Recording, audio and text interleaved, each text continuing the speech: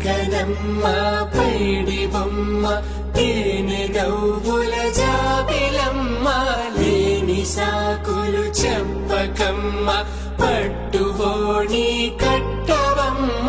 నాన్నయదపై నిన్నటిదాకా అల్లరి ఆటలు ఆడినా